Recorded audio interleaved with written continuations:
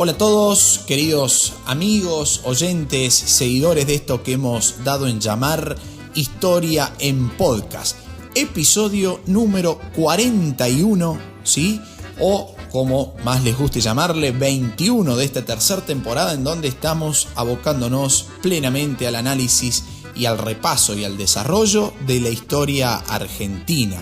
Episodio que nos va a encontrar analizando el famosísimo golpe de Estado del año 1943, ¿sí? Un golpe de Estado que abre una bisagra en la historia argentina de esos momentos y que comienza a plantear nuevas temáticas en el campo político, social y también económico, ¿sí? Antes de largar, dos apreciaciones mínimas. Primero, que este episodio seguramente va a exceder un poquito la media hora, como los tengo acostumbrado, porque la temática es bastante compleja. Para 2 episodios era bastante poco, pero para uno es mucho, así que traté de llevarlo a un análisis bastante rápido. Y como siempre digo, están abiertas las consultas o todos aquellos comentarios que quieran realizar a través de cualquiera de mis redes sociales. Y en segunda instancia, agradecerles porque Historia en Podcast hoy, ¿sí?, está en el ranking número 30 como tendencia de podcast en la República Argentina, ¿sí?, lo cual me deja completamente satisfecho con esta labor que vamos a seguir desarrollando, obviamente, porque cuando inicié allá en marzo del 2020 en un contexto bastante complicado para el país, sigue siéndolo actualmente, pero en esos momentos incierto todavía, dije, bueno, con que lo escuchen mis alumnos de secundaria me conformo en este marco de educación a distancia que se veía venir ya en cualquier momento.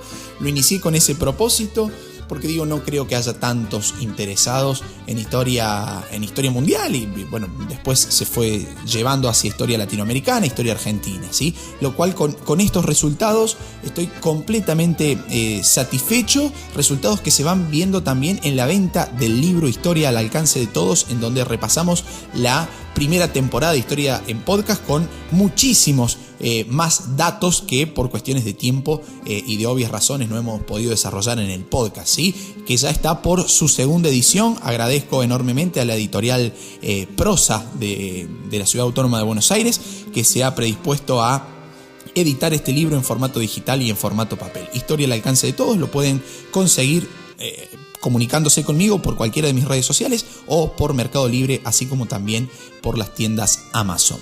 Bien, amigos, hechas estas aclaraciones, vamos a iniciar con el episodio de hoy. Golpe de Estado del año 1943. ¿Sí? Un golpe de Estado que se plantea, que se lleva a cabo en medio de un panorama bastante complejo en cuanto a la política nacional. ¿Por qué complejo? Porque en primera instancia, ¿sí?, el presidente en uso de licencia, Roberto Marcelino Ortiz, termina firmando finalmente su renuncia definitiva por problemas de salud, como ya hemos adelantado algo en los episodios anteriores, que lo va a llevar, problemas de salud que lo van a llevar definitivamente a la muerte en el año 1942. En julio de 1942, una diabetes bastante avanzada lleva a la muerte a Roberto Marcelino Ortiz. Meses antes, ¿sí?, analizando este panorama complejo de la política nacional, meses antes muere también Alvear, ¿sí?, en marzo de 1942. Unos meses después, en enero del 43, muere Justo, el expresidente Justo. O sea que estamos viendo cómo la política nacional, tanto de corte conservador como de corte radical, en el caso de Alvear, está presentando cierta acefalía, ¿sí? Están los líderes poco a poco van muriendo, ¿sí? Ya lo había hecho también Irigoyen en el año 33. El vicepresidente Castillo, entonces, frente a la renuncia de Ortiz, del presidente Ortiz, asume plenamente sus facultades presidenciales ante esta cefalía de la cual estamos hablando. Y ni bien asumió, se volvió, por el liberalismo conservador más duro. ¿Sí? Se volcó hacia el liberalismo conservador, aquel que caracterizó a la política argentina entre 1880 y 1916. Y de cara a las nuevas elecciones presidenciales que ya se arrimaban, digamos que ya estaban cerca, el vicepresidente en uso de las facultades presidenciales, Castillo, candidateaba a quien fuera su mentor político, Robustiano Patrón Costas, que a su vez era el líder del Partido Demócrata Nacional. candidatura que era rechazada por otros sectores del conservadurismo de la época. Y mientras tanto, en el ejército, poco a poco, crecía la desconfianza hacia el presidente, que además candidateaba al líder del Partido Demócrata Nacional, Robustiano Patrón Costas. Finalmente, el 4 de junio de 1943, tenemos en nuestra historia argentina un nuevo golpe militar que puso fin al gobierno del conservador Ramón Castillo. Y ojo, porque acá surge una problemática que también es bastante actual, con una reivindicación bastante reciente que se ha hecho del golpe de Estado del 43, este mismo año 2020, ¿sí? Por algunos sectores políticos. Que Ramón Castillo haya llevado adelante un gobierno conservador, me parece a mí, en mi lógica y en mi forma de entender la historia, no es jamás, nunca un justificativo para llevar adelante un golpe de Estado, ¿sí? Porque estamos hablando que los manuales o algunos libros de historia con determinada orientación política dicen, bueno, era un gobierno conservador, entonces mediante eso justificamos el golpe. Bueno, si estamos justificando un golpe de Estado, entonces cada uno de los golpes de Estado que se han llevado a cabo en nuestra historia, en nuestro país, puede contener alguna justificación, lo cual me parece sumamente aberrante, porque en definitiva estamos afectando a un gobierno democrático que se ha desarrollado mediante el fraude, que se ha desarrollado en contextos bastante ilegítimos, lo cual para mí todavía no hace un justificativo para el desarrollo de golpe de Estado, y ya vamos a ver por qué, porque ese golpe de Estado se convierte en un gobierno dictatorial que avasalla derechos. ¿Sí? Entonces, si justificamos un golpe de Estado, estamos justificando un gobierno que priva libertades, ¿sí? Lo cual sería bastante contradictorio a la hora de analizar algunos discursos políticos. Ese golpe de Estado fue llevado a cabo por un grupo de militares, digamos, que se oponía al movimiento del liberalismo conservador, llevado a cabo por el presidente Castillo. Defendía ideas nacionalistas, criticaba el fraude, eran abiertamente anticomunistas y se comprometían, según ellos, a convocar elecciones democráticas ni bien se normalizara la cuestión institucional. Fíjense, la palabra normalizara es, a ver, yo me preguntaría al menos, ¿de quién son las normas, digamos, ¿no? ¿Qué vamos a normalizar? ¿De acuerdo a qué óptica? ¿De acuerdo a qué intereses? ¿Sí? Vamos a tratar de aclarar ese panorama en este episodio, ¿sí?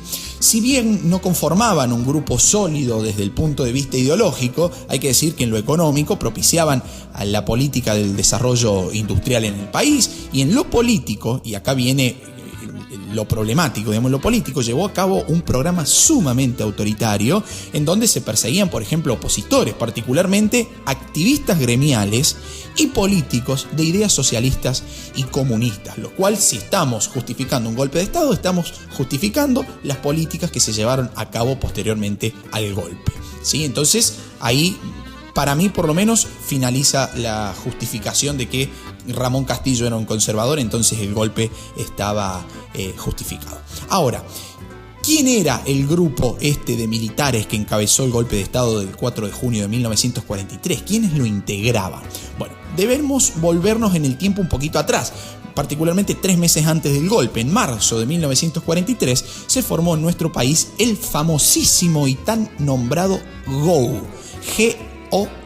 GOU, que tiene muchos significados. El más aceptado académicamente es el de Grupo de Oficiales Unidos, pero también se lo ha significado como Grupo de Obra de Unificación, Gobierno, Orden y Unidad, Grupo Orgánico Unificado, en fin.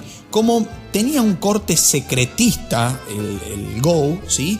No se sabe a ciencia cierta, digamos, con el 100% de seguridad empírica en el estudio histórico, el significado verdadero del GOU, pero se acepta normalmente el de grupo de Oficiales Unidos. Ese GOU vino a reflejar nada más y nada menos que las diferencias que existían dentro del ejército, que ya venimos nosotros hablando desde hace un par de episodios atrás. El objetivo específico de este grupo era llevar a cabo cambios institucionales en la organización del país. Va a estar formado en primera instancia, entre otros nombro a los principales líderes, por Miguel Montes, por Emilio Ramírez, y aparece allí la figura del por esos momentos coronel Juan Domingo Perón, ¿sí?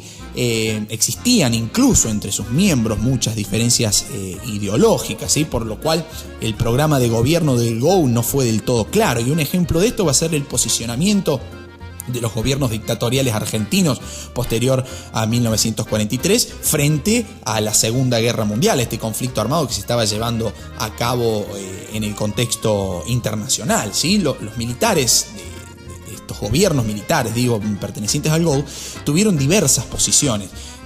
Fueron pro-aliados, manifestaron la neutralidad y también una cierta simpatía hacia las fuerzas del eje, ¿sí? En un comienzo tuvieron una actitud neutralista, lo cual va a ser acusado por la oposición, fundamentalmente por los conservadores, los socialistas y los comunistas, como una posición pro-eje.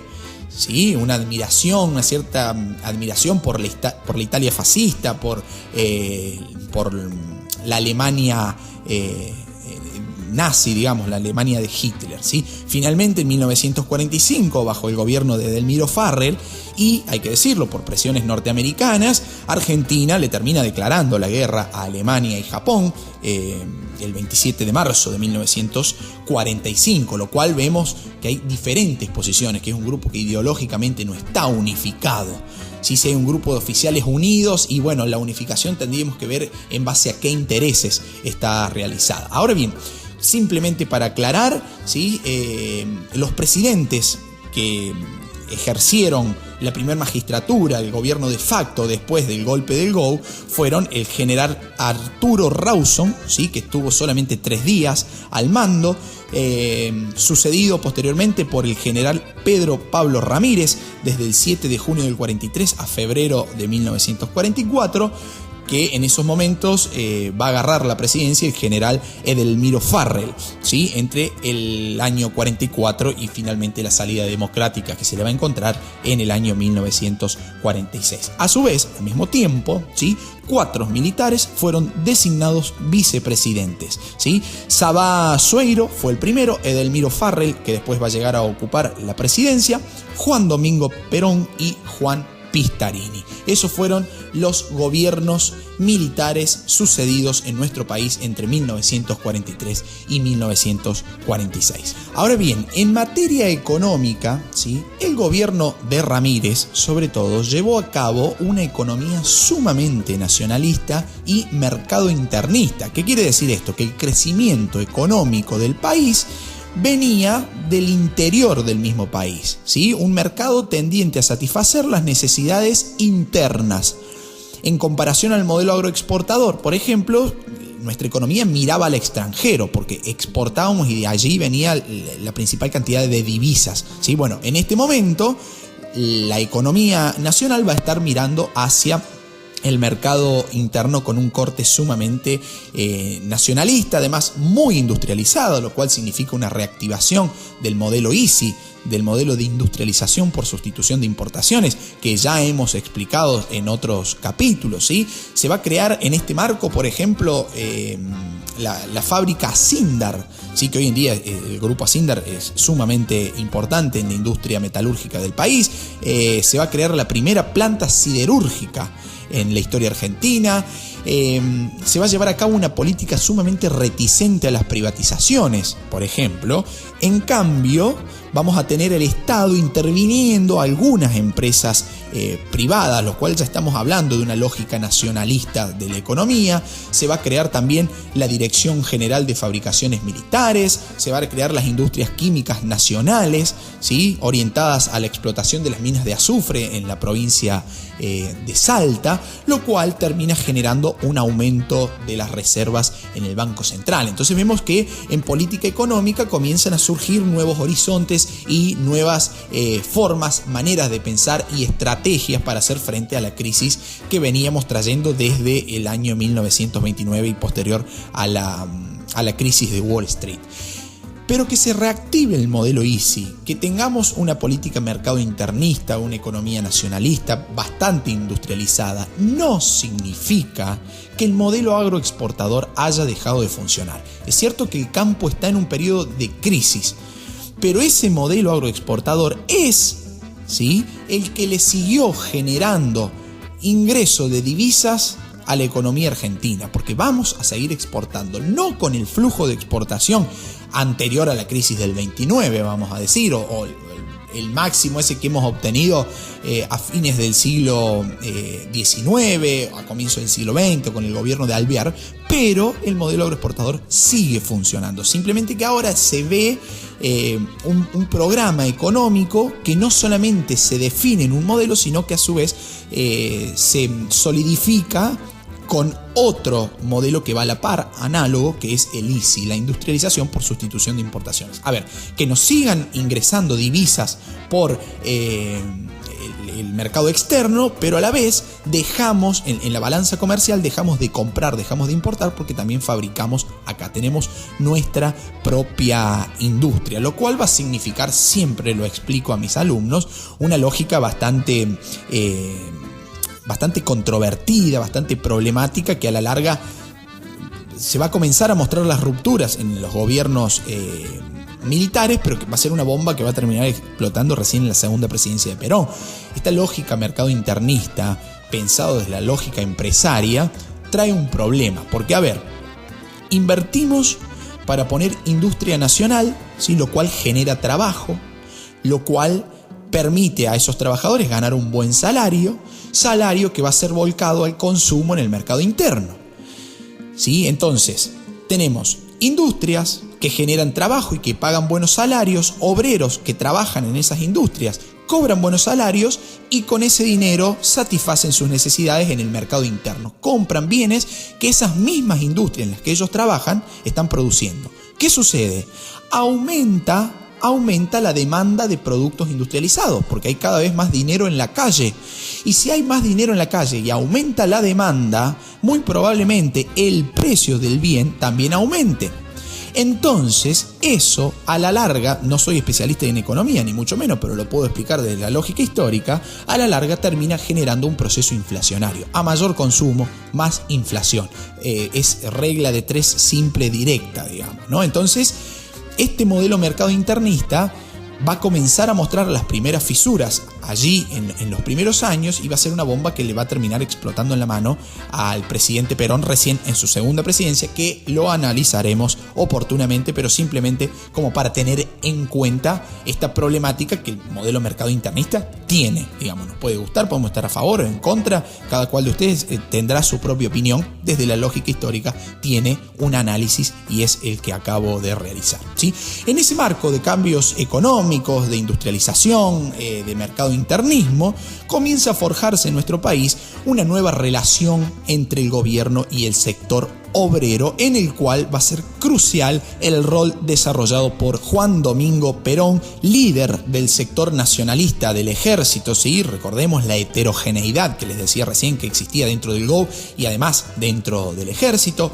Juan Domingo Perón, que va a ser un partidario de la necesidad de desarrollar un programa económico sumamente industrialista, independiente y además que contara con plena incorporación de los trabajadores en el sistema político. Fíjense ustedes qué adelantado Perón en esos momentos, qué estratega político, por así decirlo, cómo piensa la lógica que después vamos a ver, vamos a analizar detenidamente en el capítulo que sigue de Historia en Podcast, ¿sí?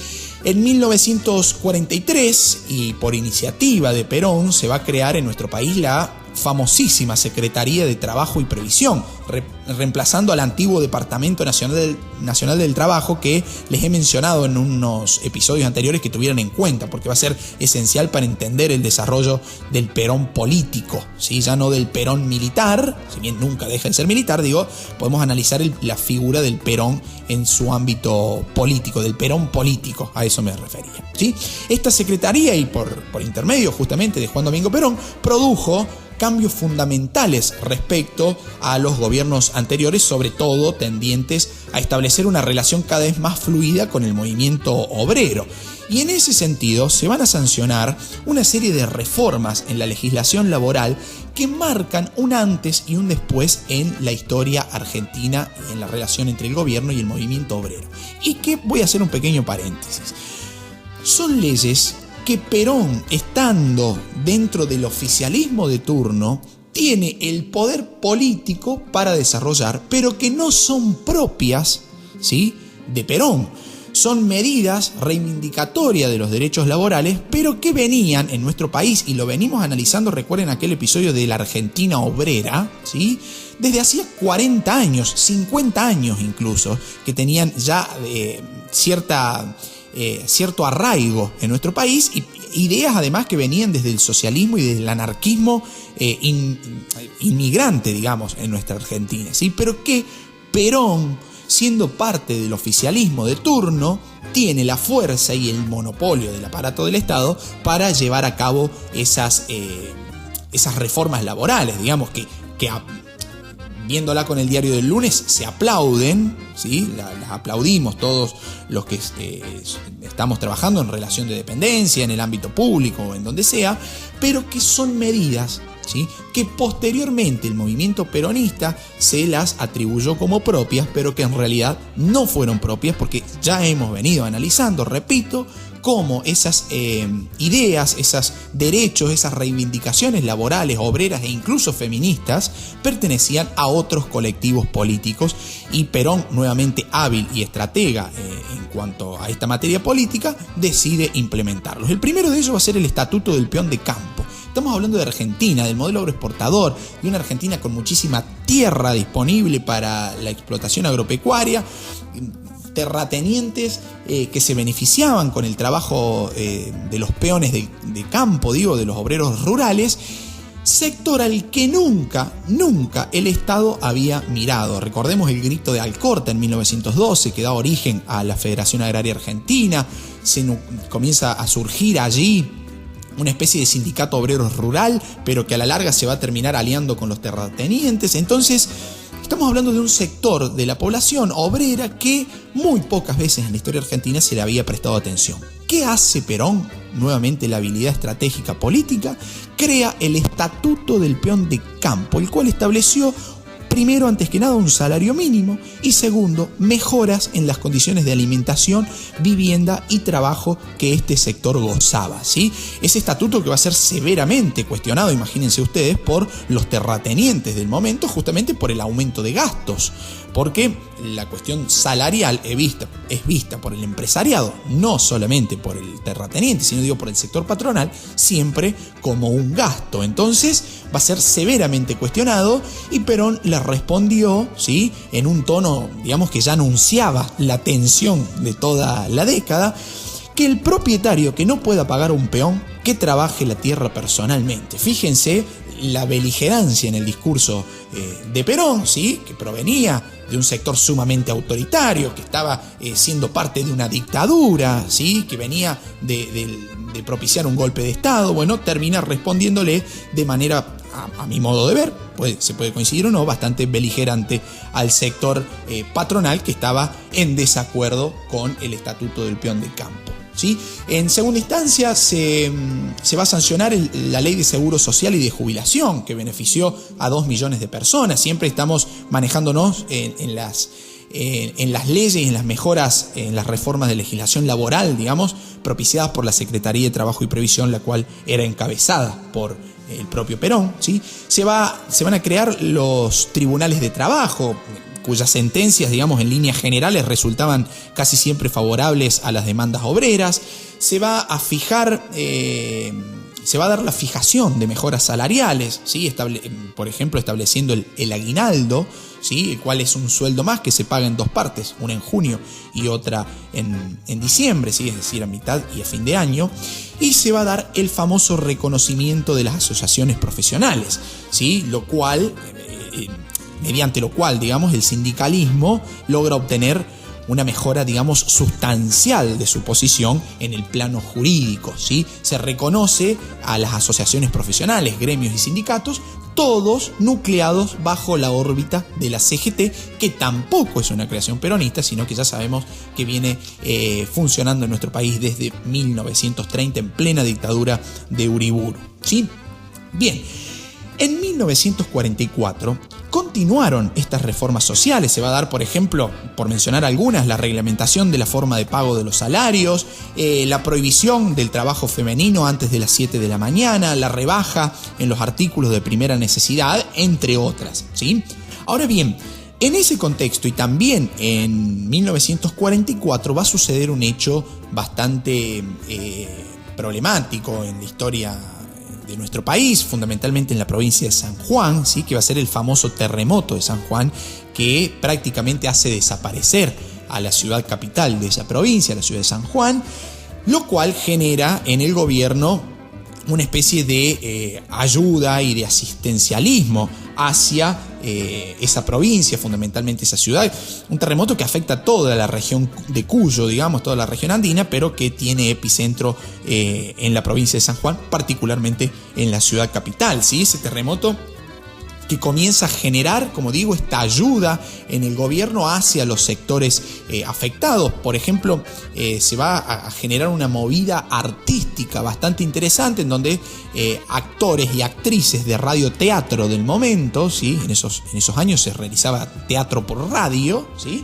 Llevan a ayudar, ¿sí? Actos benéficos para justamente asistir a esta población de la provincia de San Juan que se encontraba en la miseria misma, digamos, a punto de desaparecer. Un terremoto que en las condiciones de viviendas de esos momentos fue letal, ¿sí? En ese terremoto de San Juan se termina conociendo Juan Domingo Perón con Evita, ¿sí? Con Eva Duarte, una actriz de radioteatro sumamente importante y con muchísimo talento, dicen los estudios. Entonces ese terremoto y en esa ayuda, en esa en ese movimiento benéfico hacia San Juan, se termina conociendo Juan Domingo Perón con Evita, quien fuera su segunda esposa. Recordemos que Perón ya había estado casado con Aurelia Gabriela Tillón, ¿sí? De la cual había enviudado en el año 1938. Bien, frente a ese panorama de reformas laborales tendientes a beneficiar a un sector de la población, que era el sector obrero, ¿sí? Se van a formar dos bloques opuestos, ¿sí? Marcados justamente por el acercamiento político y social del Estado hacia el movimiento obrero. En primera instancia, un bloque social y político, ¿sí? En el cual nucleaba, digamos, a gran parte de los trabajadores, tanto viejos obreros como nuevos obreros, que ya hemos analizado anteriormente, organizaciones sindicales, el sector nacionalista del ejército, empresarios dedicados con su actividad al mercado internismo, digamos, al mercado interno. ¿Sí? Ese bloque social y político que respaldaba y apoyaba las ideas de Perón, y en otra instancia, digamos, por otro lado, la oposición política, social y económica a estas medidas de Perón como secretario de Trabajo y Previsión, en el cual se nucleaban terratenientes y empresarios dedicados al mercado externo y la gran mayoría del sector medio de nuestro país. En 1945, 319 entidades patronales van a dar a conocer en un documento una protesta en contra de la política social del gobierno, protesta en la cual participaron, por ejemplo, la Bolsa de Comercio, la Cámara Argentina de Comercio, la Bolsa de Cereales, la Cámara de Exportadores. Entonces eso nos termina pintando cuál es el sector opositor a Perón y cuál es el sector cual defiende, ¿sí? Y postula los enunciados de la política del por entonces secretario de Trabajo y Previsión. Y me gusta aclarar algo en este punto, ¿sí? Voy a ir mechando también un poco de opinión personal y que siempre lo ponemos en debate tanto aquí como en mis clases, en instancia, en nivel medio, ¿sí? En educación secundaria. Fíjense ustedes lo contradictorio del golpe del 43 y de los gobiernos subsiguientes y de la política de Perón. Ya hemos dicho que el GO era un grupo heterogéneo, que no tenía una ideología definida y declarada, por más que su nombre llevara, digamos, al grupo de oficiales unidos, ¿sí? Esa unidad que no sabemos por dónde venía, que el ejército también tenía una composición heterogénea, pero ese golpe de Estado del 43 se considera anticomunista, antisocialista, digamos, ¿no? Entonces, cuando hablamos de socialismo en nuestro país, ya hemos analizado nosotros anteriormente cuáles fueron las reivindicaciones, cuáles fueron las luchas que el movimiento socialista con Alfredo Palacios, por ejemplo, se llevaron. ¿Sí? A ver, estamos hablando de la mejora en el salario mínimo, las jubilaciones, el seguro social, el seguro contra el despido, ¿sí? Los derechos reivindicatorios de la mujer obrera, ¿sí? De la mujer como ciudadana también. Lemas y luchas que llevaban en nuestro país 40, 50 años y que tenían como principal cabeza al Partido Socialista y que van a ser llevadas a cabo por un grupo, particularmente por Perón, digamos, pero que pertenecía a un grupo que se autodeclaraba antisocialista y anticomunista, pero que termina sacando del comunismo y particularmente, del socialismo, medidas tendientes a satisfacer las demandas laborales y los derechos obreros, ¿sí? Que venían siendo enunciadas por el propio socialismo al cual perseguía, lo cual nos habla de una cierta contradicción ideológica o al menos, ¿sí? De un pragmatismo político, de un pragmatismo en cuanto a reformas laborales que viene a ponerse en práctica, ¿sí? Por algún determinado interés político de aquellos que lo realizan. ¿Qué estoy queriendo decir con esto? A mi modo de ver la historia, Perón, desde la Secretaría de Trabajo y Previsión, comenzaba, ¿sí? Su carrera como político, ya no como militar, ¿sí? Si bien nunca va a dejar de ser militar, nunca va a renunciar a sus rangos, ¿sí? Perón comienza una especie de carrera política, ¿sí? Por lograr la presidencia. Y ya vamos a ver cómo termina desenvolviéndose todo esto. A fin de cuentas, se va a llevar a cabo el 19 de septiembre de 1945 la Marcha de la Constitución y la Libertad. Fíjense, si no hay término más actual que este, piénsenlo en la lógica actual y lo que ha pasado en los últimos días en Argentina. Marcha de la Constitución y la Libertad, ¿sí? En la cual la oposición al gobierno de Farrell, ¿sí? Convocó justamente una concentración pública en la cual se exigía la renuncia del gobierno y la entrega del poder a la Corte Suprema de Justicia hasta llamar a elecciones, hasta encontrar la famosa salida electoral de la dictadura, ¿sí? Esa marcha se lleva a cabo desde el Congreso hasta Plaza Francia, en la actual Recoleta, ¿sí? Con carteles en donde se mostraban las caras, los rostros de Rivadavia, de San Martín, de Moreno, de Urquiza, incluso de Sarmiento. Fíjense lo heterogéneo de la marcha y me da risa porque nuevamente lo analicemos desde la lógica actual y cuánto se repite la historia, ¿no?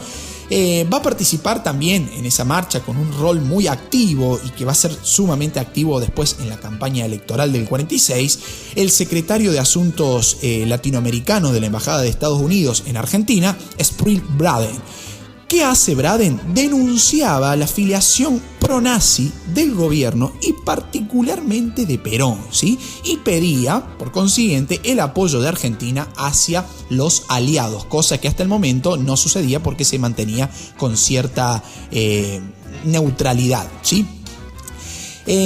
También participó en esa marcha el socialista Alfredo Palacio, figuras del radicalismo, incluso del comunismo, que se encontraba fervientemente perseguido por el gobierno de turno. A todo esto, Perón, ¿sí? Seguía ganando poder y escalando dentro del gobierno dictatorial y el gobierno de facto, ¿sí? Llegando a ocupar simultáneamente 3 cargos. El Ministerio de Guerra, era ministro de Guerra, secretario de Trabajo y Previsión, del cual ya hemos hablado, y a la vez vicepresidente. Va a ser vicepresidente de Edelmiro Farrell.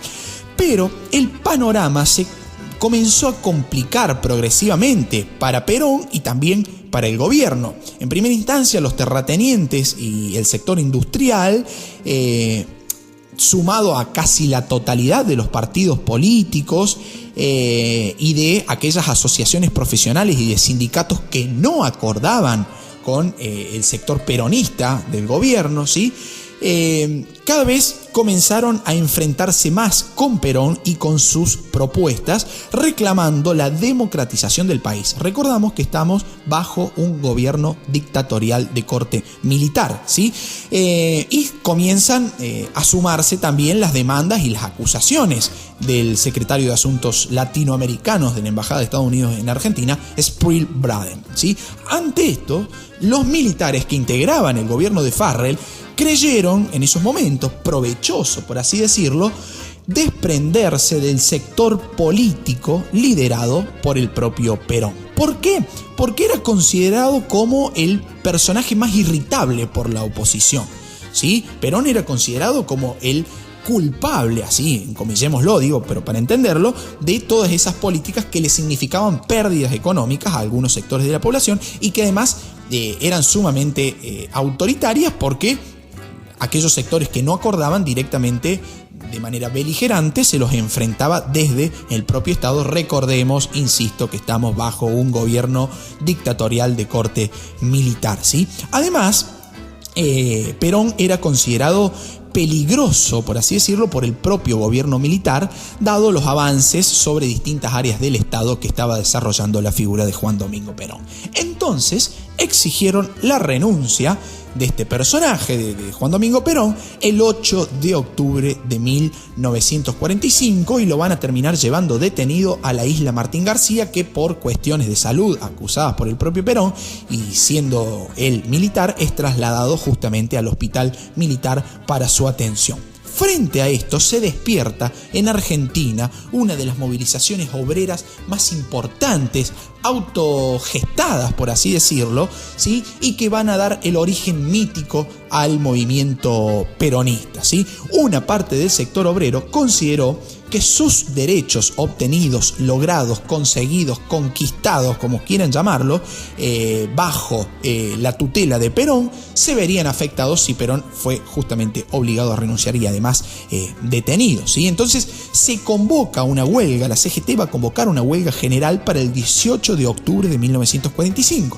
pero al conocerse el traslado de Perón hacia el hospital militar, la concentración se generó espontáneamente, llevándose a cabo un día antes de lo programado, es decir, el 17 de octubre de 1945. El punto neurálgico de concentración fue justamente el hospital militar, en donde se hallaba detenido Perón, y también Plaza de Mayo, en donde la masa obrera se va a reunir para pedir por la liberación y por la restauración en el poder político de su líder Juan Domingo Perón, una masa movilizada que provenía mayoritariamente, hay que decirlo, de la inmigración interna que se genera porque en el campo, ya lo hemos dicho, periodo de crisis, poco trabajo, malas condiciones, migran hacia las ciudades, en donde la lógica industrialista del gobierno permite ese movimiento interno, esas migraciones internas que ya hemos analizado en el capítulo anterior, ¿sí?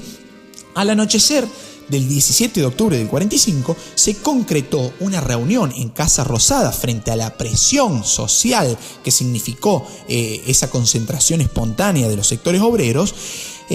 Reunión entre Perón y la cúpula militar del momento, en donde va a renunciar Ábalos, que fue quien suplantó a Perón en los cargos anteriormente nombrados, junto con todo el gabinete.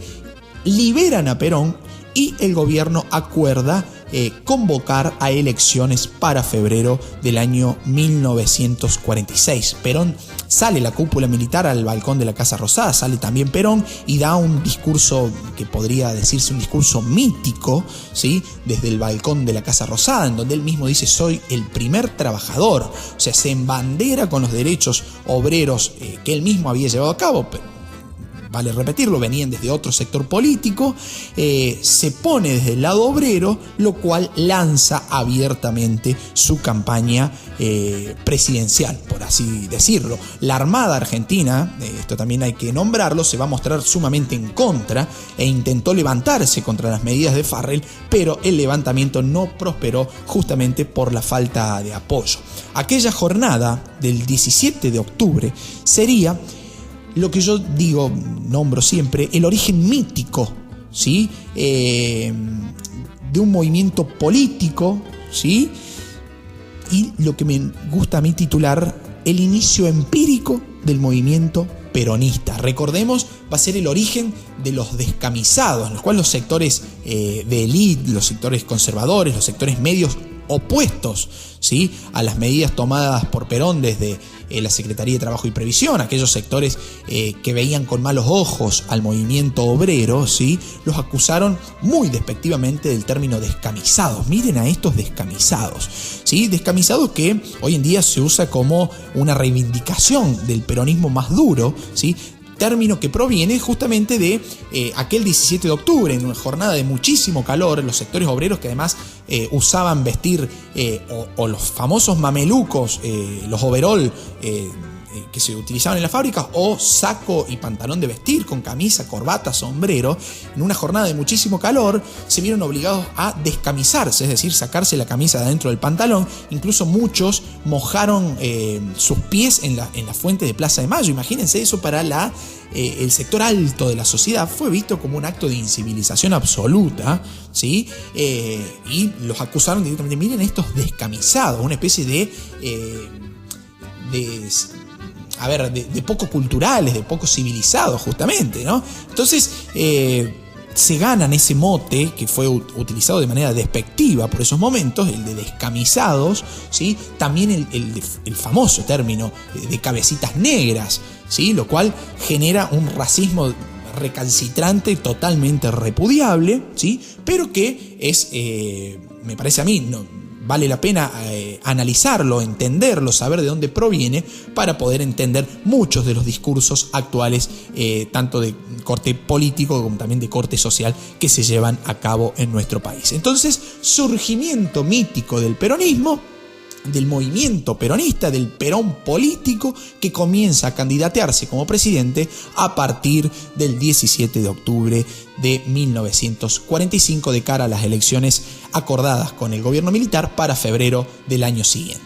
Bien, amigos, hasta aquí hemos llegado. En un próximo episodio analizaremos justamente los gobiernos peronistas, la campaña a las elecciones presidenciales, bastante tensa, bastante caliente, con Estados Unidos metido de por medio, con Perón sumamente activo, con el movimiento obrero y con aquellos sectores antiperonistas, podemos decir, ¿sí?